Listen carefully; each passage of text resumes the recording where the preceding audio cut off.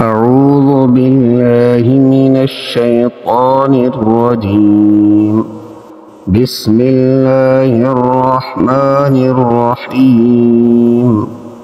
وَإِذْ أَخَذْنَا مِيثَاقَكُمْ لَا تَسْفِكُونَ دِمَاءَكُمْ وَلَا تُخْرِجُونَ أَنفُسَكُم مِّن دِيَارِكُمْ ثُمَّ أَقْرَرْتُمْ وَأَنتُمْ تَشْهَدُونَ۔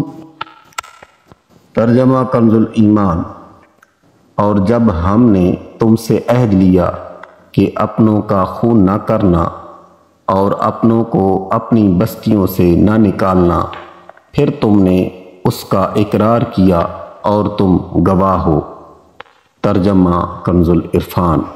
اور یاد کرو جب ہم نے تم سے عہد لیا کہ آپس میں کسی کا خون نہ بہانا اور اپنے لوگوں کو اپنی بستی سے نہ نکالنا، پھر تم نے اقرار بھی کر لیا اور تم خود اس کے گواہ ہو۔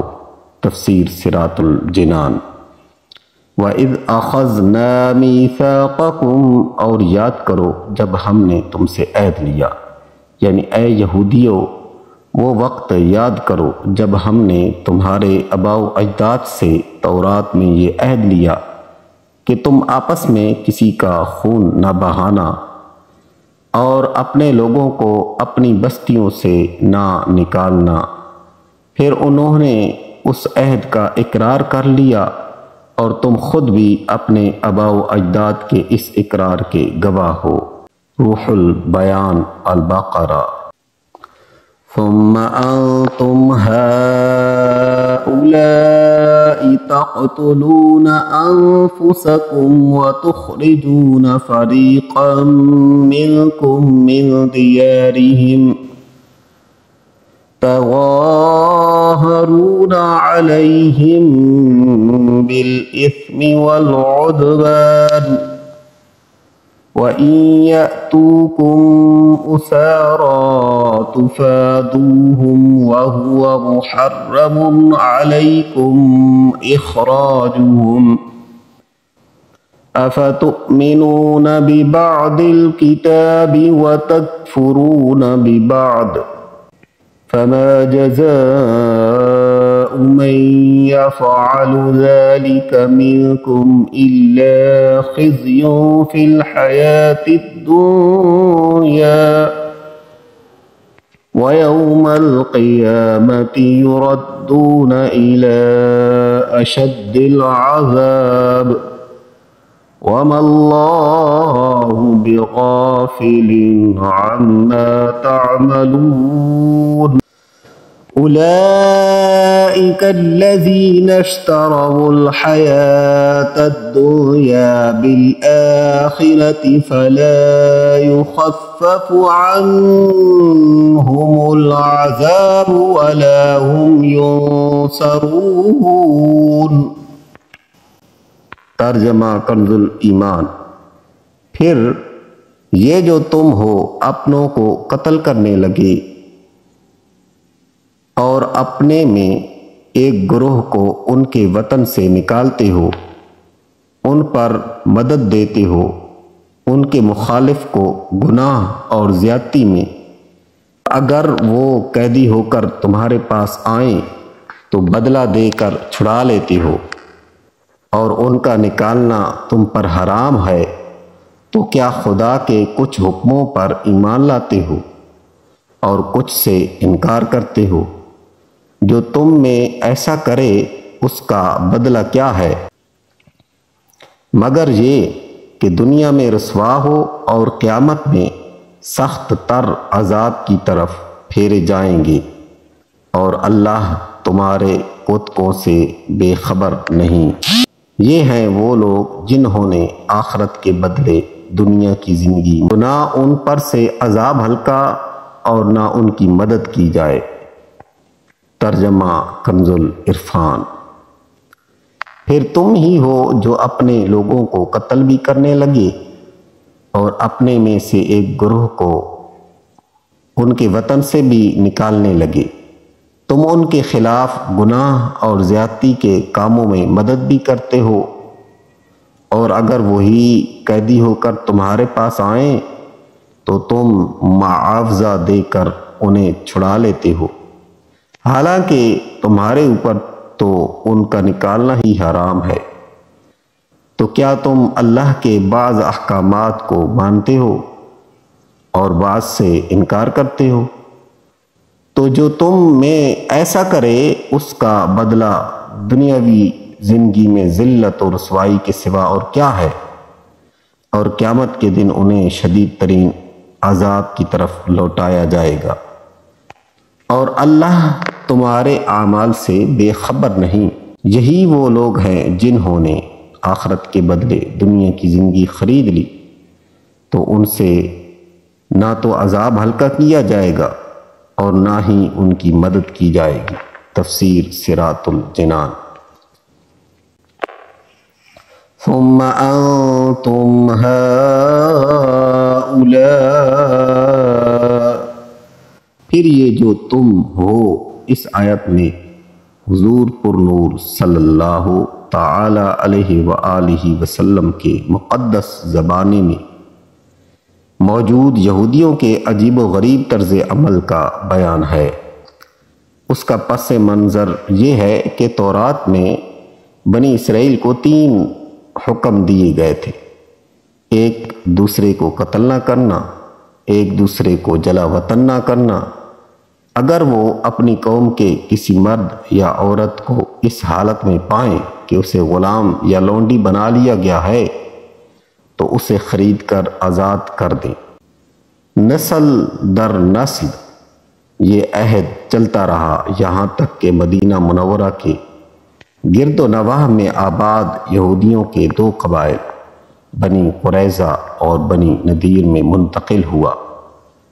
اس وقت مدینہ شریف میں مشرکوں کے 2 قبیلے اوس اور خزرج رہتے تھے۔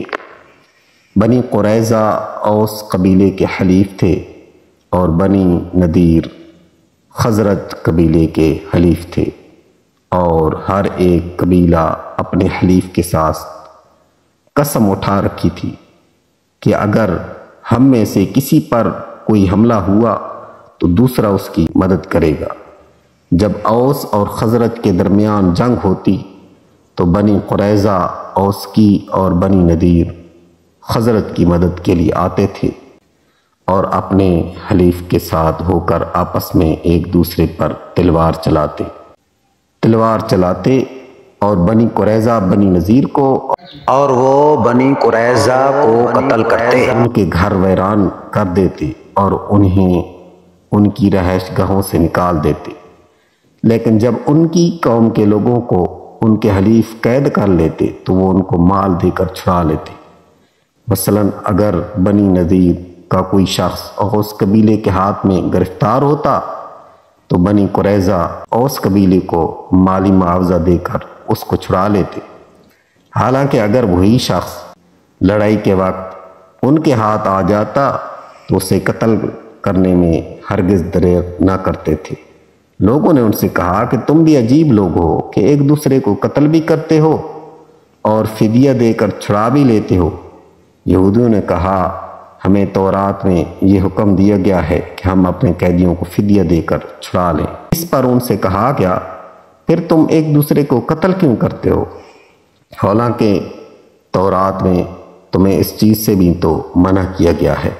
یہودیوں نے کہا کہ جنگ کے دوران ایک دوسرے کو قتل کرنے سے اگرچہ ہمارا اللہ تعالیٰ کے ساتھ کیا ہوا عہد ٹوٹ جاتا ہے، لیکن ہمیں اس بات سے شرم آتی ہے کہ ہمارے حلیف ذلیل ہوں، کیونکہ اگر ہم نے ایک دوسرے کو قتل اور جلا وطن نہ کیا تو اس میں ہمارے حلیفوں کی ذلت، اور چونکہ فدیہ دے کر چھڑا لینے میں ان کی ذلت نہیں ہے، اس لیے ہم اس عہد کو پورا کر دیتے ہیں۔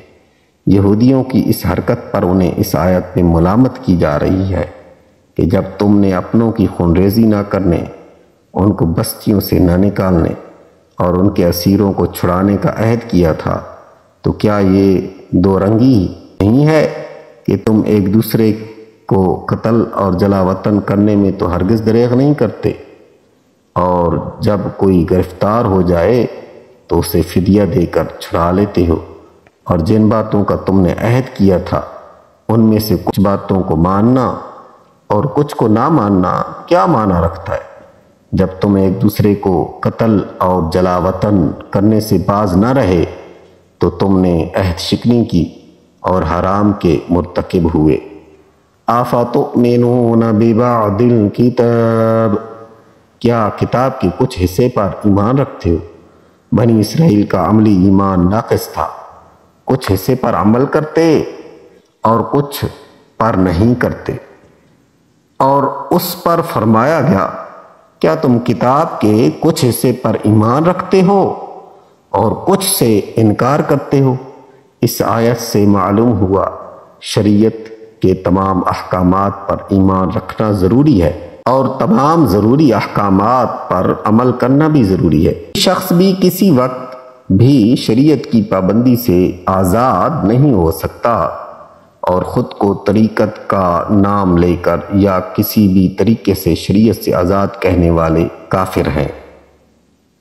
اس کی تفصیل جاننے کے لیے فتاوی رضویہ کی 21ویں جلد میں موجود اعلیٰ حضرت رحمۃ اللہ تعالی علیہ کی کتاب مقال العرفاء باعزاز شرع و علماء، علماء اور شریعت کی عظمت پر اہل معرفت کا کلام کا مطالعہ فرمائیں۔ یاد رہے کہ عظمت توحید کو ماننا لیکن عظمت رسالت سے انکار کرنا بھی اسی زمرے میں آتا ہے کہ کیا تم کتاب کے کچھ حصے کو مانتے ہو یا کچھ حصے کا انکار کرتے ہو۔ خزی فی الحیات الدنیا، دنیا کی زندگی میں رسوائی۔ بنی اسرائیل کی دنیا میں تو یہ رسوائی ہوئی کہ بنی قریظہ 3 ہجری میں مارے گئے اور بنی نذیر ان سے پہلے ہی جلا وطن کر دیے گئے۔ اس سے معلوم ہوا کہ کسی کی طرفداری میں دین کی مخالفت کرنا اخروی عذاب کے علاوہ دنیا میں بھی ذلت و رسوائی کا باعث ہوتا ہے۔ دنیا کے بڑے بڑے معاملات کو اس آیت کے تحت دیکھا جا سکتا ہے۔ نیز یہ بھی معلوم ہوا کہ کبھی گناہوں کی شامت سے دنیاوی آفت بھی آ جاتی ہے۔ وَمَا اللَّهُ بِغَافِلٍ، اور اللہ غافل نہیں۔ اس طرح کی آیات جن میں یہ مفہوم ہو کہ اللہ تعالیٰ تمہارے اعمال سے غافل نہیں، ان میں نافرمانوں کے لیے شدید وعید ہوتی ہے۔ اللہ تعالیٰ تمہارے افعال سے بے خبر نہیں ہے، تمہاری نافرمانیوں پر شدید عذاب دے گا۔ یوں ہی ایسی آیات میں مؤمنین صالحین کے لیے خوشخبری ہوتی ہے کہ انہیں اعمال حسنہ کی بہترین جزا ملے گی۔